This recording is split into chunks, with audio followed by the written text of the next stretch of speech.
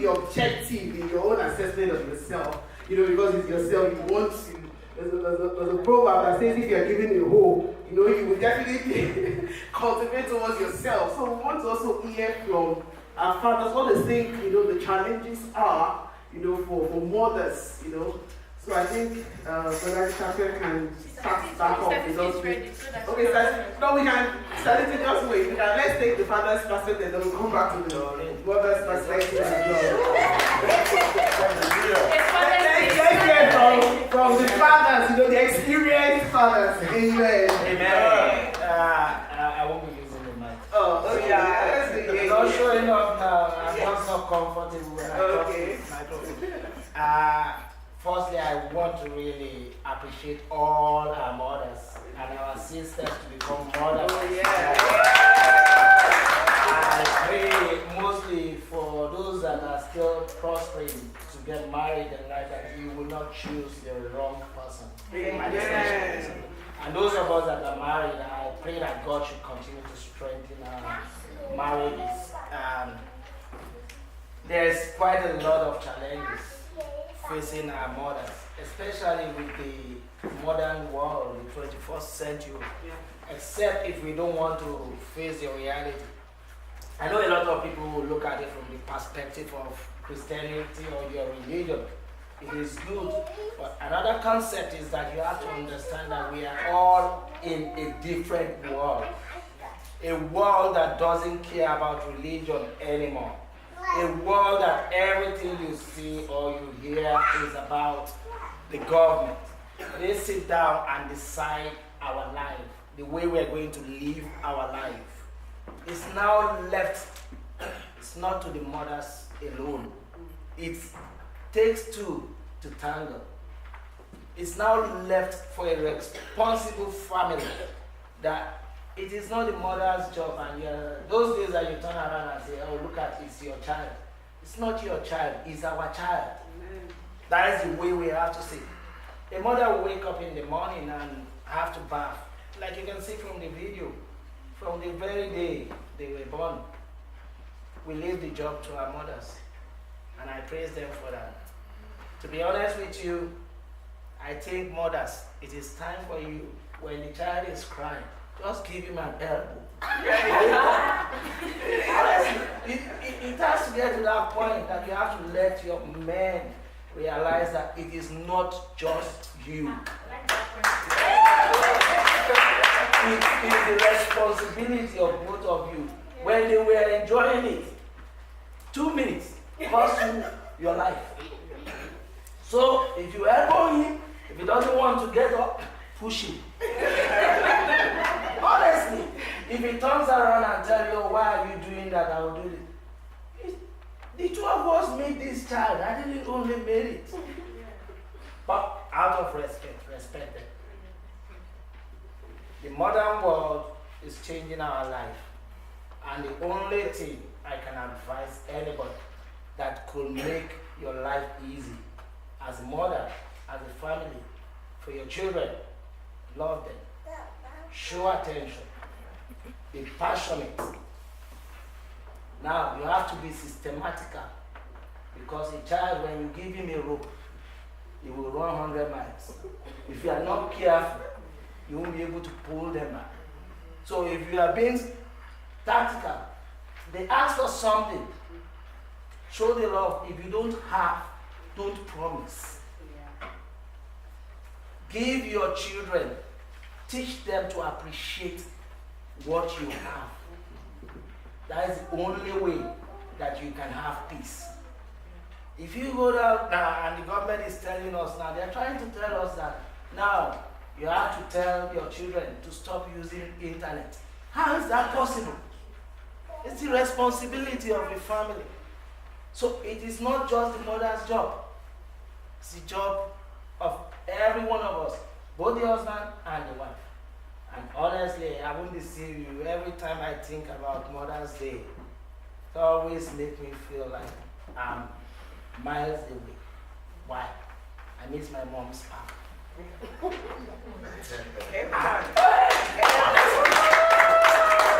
every time I look at her and I say, my My dad is very easygoing. But my mom, she's the iron lady of the house. Hallelujah. She won't beat you. She won't talk. She won't say anything. But when she's preparing the food, if you move near the kitchen, just hear like a pop. What did I do? Oh, you forgot. Forgot what? You forgot what you did. Oh. She now explained, but she's already beating you for what you did last year. Maybe 2 days ago, you're just getting the cake. It is good. It makes us build our mind and it makes us appreciate you mothers. And I really, really thank you for your love and kindness. Thank you. Amen. And you can see from, and I'm happy that it's coming from the men that they support, of course, the fathers here, they be supporting that, they will support their wives more. Amen. Because in this father, it's not a job that can be done alone. Amen. But even within these challenges, you know, we're talking about this age, the current age we're in, so many challenges. But within that, God has set, you know, strategies that we can use to navigate it such that we can still have, you know, that perfect home despite these challenges. Amen. The discipline we were exposed to, I didn't have that one, but you know, of our mothers, you know, the way they instill discipline there is quite different from what happens now, and the contexts are quite different again. But that doesn't take away the fact that we need to discipline the children. So it's about, you know, again, it goes back to praying, it goes back to, you know, taking it to God to give us ways by which we can instill that discipline, because it is very, very fundamental. That Proverbs 29, you know, verse 17, that it says, you know, when you discipline and you train a child, he will give you peace. You have peace of mind. The Lord will help us in Jesus' name. So Ruby takes the strategy and we'll go on to the strategies to summarize everything, and then that will be it. And take. Hallelujah. I don't have much to say. Just, I would say on training, how we are training our children. I pray God will help us in that area. Because the Bible said we should train our children in the word of the Lord. I think it's one of the challenges that most mothers are facing here. I think I will just say, when you're training your children, you need to train them in the word of God. According to the word of God.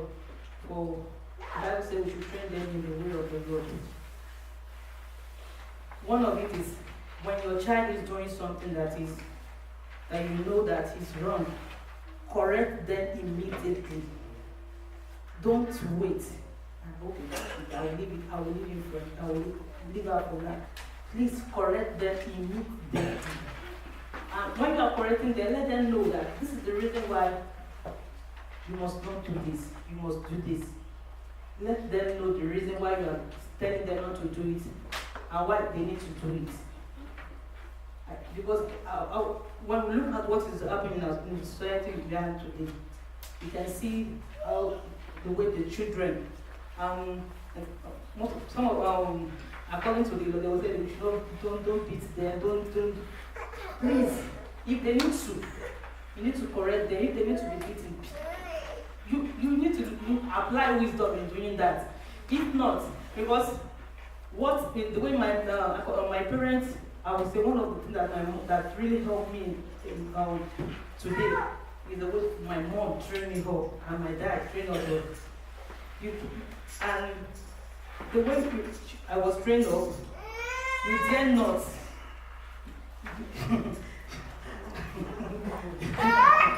Don't let me talk about that because there are some things you must not say here, because the way we are trained up back home is not the way they are training up children here. So the only thing I would just advise us as a parent is that let us train our children in the way of the Lord. If they need to be corrected, correct them immediately. And let them know the reason why you are correcting them. Another thing is that let them teach them in the word of the Lord. Don't let them know God, that it is only God that can help you in every areas of your life. Hallelujah. Lead them in the word of the Lord. Let them know the word of God. Bringing them to church. You are coming to church. Don't leave your church and your children back home. Bring them to church along and let them know that it is only God that can make them to succeed in life. God will help us.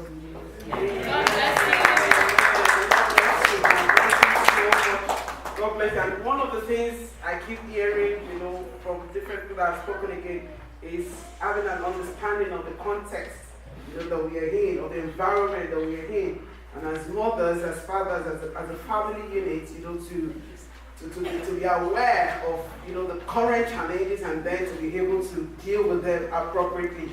And again, it's going back to the will of the Lord, like Sister Sophie mentioned earlier on, you go on Facebook, social media, you hear different advices, you hear different things, different perspectives, and which could lead to destruction, even worsen the situation rather than improving it. So it tells us that the only place that we can get answers, strategies that will not, that will not worsen the situation, that will solve the problem, that we can't fail with, is in the Word of God. Amen. And that's why we feel this is a subject that should be discussed in the church. Because we don't talk about these issues in the church and then it's just outside. Then how can we empower ourselves, as children of God? I would like to hear from Rashima. Amen. Amen. Father's perspective again, as a younger father now. Give us. Praise the Lord. Happy Mama's Day. I call you Mama because you're more than mothers to you are our mamas. God bless you. Amen. They shoot my leg with a bar. I like that.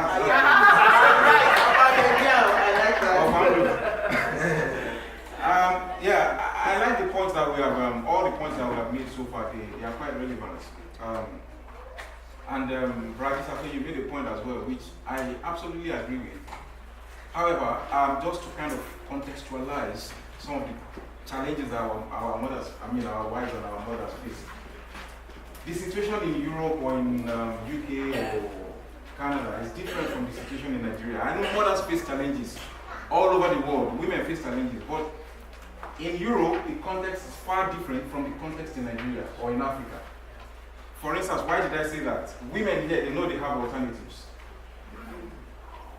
But in Nigeria or in Africa, you know that it's a different ballgame. Then I'll also kind of contextualize it more for those who are born again, who are Christian mothers. Christian mothers, their challenge is far different because somebody who is not a Christian, but who is here, one, they know they have alternatives. A wife can call the police on the husband. That is usual here. That's the normal thing. You get the woman angry and the woman calls the police. It doesn't matter whether you're British or not British. The woman can call the police and the police, they are at your door carrying the man away, whisking him away like a dog. But then as a Christian, you can't do that. So one of the challenges that I want to say that women face here, one, in terms of bringing up the children, you see that there are lots of discord between the man and a woman, especially in the context of Europe or UK where we are, where the woman would try to be nurturing the children in a way that they would grow so that they'll be good in the society. But then the other person, maybe the husband, it's vice versa. The husband might be the one that is like not looking at the children to want to make sure that they are good. Like, for instance, if my wife rebukes the children for something that they don't know, as a husband, it is my responsibility. We're looking at challenges and the strategies that the men can use to help the women. So if my wife rebukes the children, as a loving father, as a loving husband, I shouldn't be the one that will now call the children later to say that don't mind your mom. Don't mind your mom, go and play with you. If she rebukes them, it is my responsibility as well to tell them that your mom rebuked you the last time. Don't do that again. She knows what she's telling you. And it was here that I came for the first time that I saw father and mother and their children following them. And the father was talking to the daughter. And I think it was when I just came here, over 7 years ago. The father was talking to the daughter, and the daughter was like, whatever. And I was like, I didn't even know what whatever means. I thought he was even using it to compliment it. And it was later that I started understanding that when he tried to say whatever, just go away. And the wife was there. And you couldn't even do anything to call the child and say, what do you mean? You saying that your child did that to her father, you should call the child and say, why did you do that? You should even do so. Now, that's the first one. You should have the same mind. Husband and wife have the same mind. Father and mother have the same mind. Secondly, we live in a society where they say, okay, social worker, you can't beat your child. Who says you can't beat your child? When you want to beat your child, are you going to be beating him in city center? I have a strategy. If we go to town, and my child misbehaves, and I look at him, I speak. That's why let your children understand your language. They speak English, but they understand Yoruba, my language. They understand it, especially the first one. The second one understands it, but he can't speak it. The first one he can't speak it as well, but he understands it clearly. When we are outside and he's misbehaving, I change my language and I taba daily, and as I'm saying it, I'm smiling. Taba daily. So that even if social worker is there, they don't know what I'm saying. Taba daily means if when we get home. When we get home, I'm beating the hell out of it. And as I'm saying it, I'm smiling. Even if social worker is there, seeing me say taba daily and I'm smiling, he says, oh, he's playing with the child. He doesn't know that I'm talking about when we get home, you're in school. And he knows it. And that's the second one. So let your children understand your body language. When you are speaking to them, let them understand your eye language. That when you don't even talk, they know what you're talking about. It is here I'm saying that parents, in the presence of parents, children will be misbehaving, and their children and their parents cannot do anything to them. And it pains me a lot. Like, see your child just doing this. Can't you just spank him or her? Can't you just spank him or her?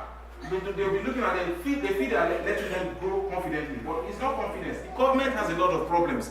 And like I always say, the government has a lot of problems. They are not looking for people that are going to be nuisance in the society. They have lots of it already. Let me tell you, if you say that, okay, the law says I shouldn't beat children. You see, I studied law, and when I was in school, there was one of the case laws that I came across that a child sued their parents that they beat him. When they got to court, the judge was weighing the facts, and the judge said it is okay if it is within reasonable. If it is reasonable, it's not like you're beating the child to die. If it is a reasonable thing to beat the child, that's the second point. Then, thirdly, because of the point and because of time, teach them early.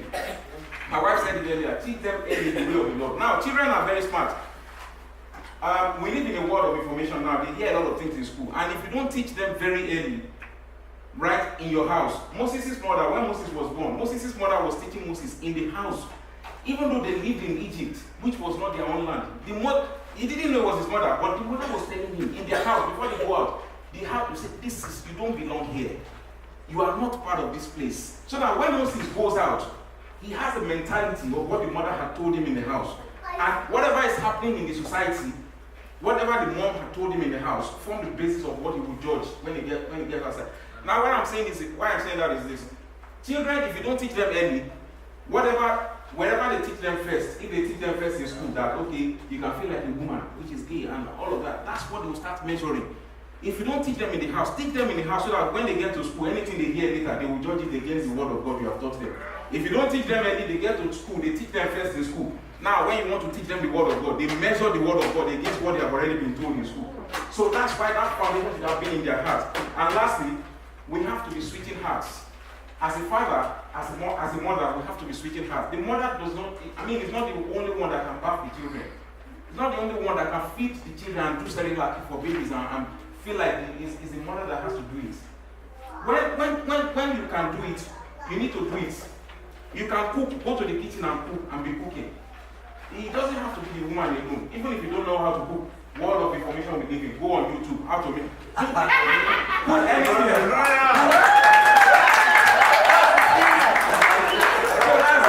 anything on Google, how to make EPA. Even if EPA is not a word, if it's not a keyword on Google, you will see results. It will give you the results in the order of importance. And it will strike out the one that is not there. You will see something that is similar to it. Even if you go to images, at least maybe you will see the image of EPA. And from there you can click, God bless us.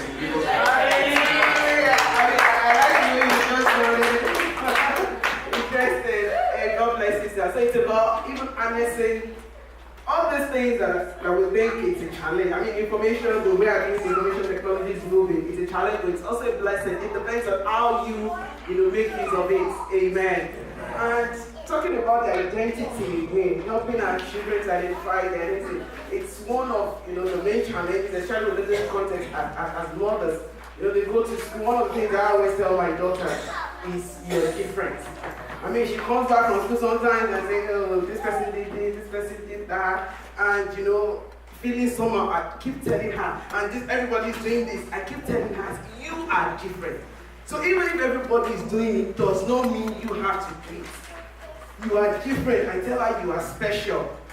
You know, so these are things that we need to build, help to build, shape their mentality, especially as mothers. You know, fathers are doing, but you know, today we're also focusing on the mothers as well. And thank you for, you know, we're encouraging our fathers to continue to support us.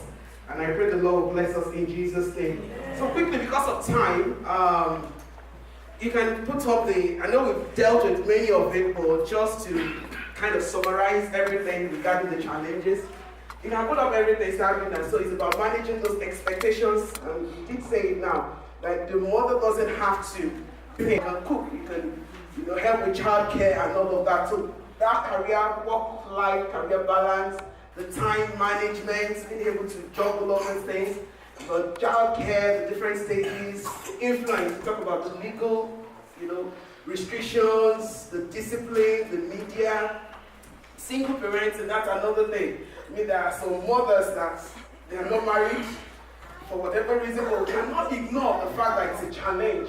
You understand? And as Christians, we should have a large heart, a loving heart towards everyone, and see how we can help them in their environment. You know, some are even widowed. You know, some are widowed. Some, the fathers are somewhere else, and the mothers are somewhere for different reasons. So those things are also challenging again for the family. And chores, cooking. Thank God for YouTube and information. You know, that we can help to build our culinary skills, the healthy food that we need to mix for the family. And I mean, one of the things. Okay, maybe when I get to strategy, I can talk about the health issues. You know, a sick mother, for example, is difficult, you know, to be able to fulfill all those roles. A child that is sick, going in and out of hospital, it can be very challenging. It can be very challenging. Or when the father is sick, you know, any member of the family is sick, the mother has to wear the hat again of, you know, the doctor. So it can be challenging, all those things. And finance. I'm surprised we didn't even mention this. It can be an issue because every mother wants the child, you know, to attain to be the best of the best. But sometimes, you know, finance can be a limitation. Sometimes the reason why mothers work extra hard is because of finance, you know, to complement the family resources so that, you know, there can be enough provision. But even within this challenge, you can take it out to the strategies now. We have mentioned it again because I'm mindful of the time. So we just summarize it again within, you can put up everything. Within this, and we mentioned prayer, which is very, very, and that's number one. Like Camila said, it's God should be the first option. There's a song that says, take it to the Lord in what? In prayer. If you don't know how to cook, even YouTube should not be number one. The only thing can teach you. Amen. That's it. Because why do you think the home food tastes different from the one outside? Let's be sincere. The love that goes into the cooking, you know? It's the touch of the woman. Exactly. So we're saying the same thing. We're saying the same thing. I said it's the love of the it's different. So prayer, we cannot underestimate the power of prayer, please. Prayer is very important. I don't know how many of you, when you call your mom, and even tonight, even my mother-in-law, when you call them, if you want to spend 10 minutes, 8 minutes, they are praying for you. They are praying, declaring, even though we are not adults, but the prayers are still working and shaping our lives up to today. So as mothers, we cannot ignore. If a child is going astray or you're finding it challenging, keep on just praying. Amen. The Shunammite woman, because of time, might not open to that. That is the 2 Kings chapter 4. That woman that the father said, take him to his mother. What she did was she went to Elisha. And, you know, that would be like prayer. And the child was resurrected. So taking it to the Lord in prayer. The song says, oh, what needless pain we have to bear. Oh, what peace we often forfeit. Why? All because we do not take it to the Lord in prayer. I pray that from today, God will make us praying mothers in Jesus' name. Plan. There must be a plan. Nothing happens spontaneously. Only chaos and negative things can just happen spontaneously. It has to, be planned. Plan your time. Plan, activities, meal times, resources, the management of the resources, recreation. One of the things my daughter, even though I still create the time, to spend with her, she said, Mommy, you are still not spending enough time with me. I want us to spend time together, to do this one together, to do that together. And I try to just put that in. So spending time, self-care is very, very important. As mothers, we need to take care of ourselves. Teach and train. I mean, we've really dealt about that, so I wouldn't even teach and train. And one thing, personally, one of the strategies by the grace of God that God has helped me to use is having rules. Children work very well with that. You can having rules. So it's not necessarily about already set the rules. Bedtime, for example, if you're finding it challenging, to set the bedtime, we have those rules, and I will engage her in making up those rules. So, okay, they are come. Even though they have to ratify it, but I will engage her. So on Mondays, you have to go to school. So Sundays, what is bedtime? I think it should. Initially, we were saying 8 o'clock, but I discovered that they say 10 more minutes, 5 more minutes. Okay, 7 o'clock. And what I've done, even it is difficult to make it that, I've now said, okay, anytime I remind you before you go to bed, and I have to remind you to brush your teeth and to go to bed, then you know that weekend, just forget cartoon and anything. Just forget cartoon and anything. So that is helping. So she knows that, okay, you even need to work, you already know the rules, you have brush your teeth to pray, and then you go to bed. Okay, Mommy, come and talk me to bed. That is just what I want to hear when it is time. So having those rules, it helps. Amen. Amen. It helps. And also identify, it's not even until we spank, and that is the truth. I mean, that's a personal perspective. It's not until you use the rod. There are different ways in which you can discipline, even with this in context. I know what I will tell her, that you are not doing this, and it's even worse than spanking. It is worse than spanking. Amen. So identify those things. You can withdraw some benefits from the children, and this is something that they will really want to have. And because of that, they will comply. So it's about teaching morals. In a world where there is so much moral decadence, mothers will have to teach morals. Deuteronomy chapter 6, verse 7. Deuteronomy 6:7, God was telling us instructions. We should teach our children when we are sleeping, when we are waking up, when we are walking, when you are in the car. It's an opportunity. Turn every avenue into an opportunity, to teach. That's what I do. Sometimes I'm bathing her, I'm, preparing her for the day and just instilling some things. It could be when we're in the car, because we might not get that time to sit down and be talking. So all those opportunities, just convert them into avenues, to teach. When you're watching a TV program together, bring out some things. It's either she's learning or he or she's learning how to do something or what not to do. It's an opportunity to teach. Amen. And most importantly is teaching by example. Especially for younger, even at every level. Some of the values we have today is because our mothers, kind of instilled, we could see the way they were doing it. Amen. Perseverance is keep on doing it. And this is an encouraging word for the mothers especially. 2 Chronicles 15 verse 7. I'd like somebody to read that one. 2 Chronicles 15 verse 7, because I know we're working hard. We're doing so much. But there's an encouraging word for you, even in the scriptures. 2 Chronicles 15 verse 7. When you are there, you can let me know. Then it's about thinking and confessing positive.